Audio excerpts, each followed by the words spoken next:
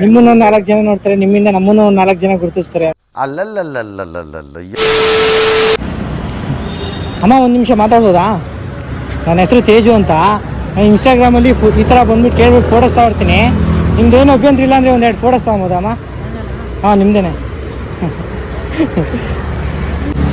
ಅಮ್ಮ ನಿಮ್ಮ ಹೆಸರು? ಸುಶೀಲಾ ಅಂತ. ಎಷ್ಟು ವರ್ಷದಿಂದ ಮಾಡ್ತಿದ್ದೀರಮ್ಮ ಇಲ್ಲಿ? 4 ವರ್ಷ ಆಯಿತಾ?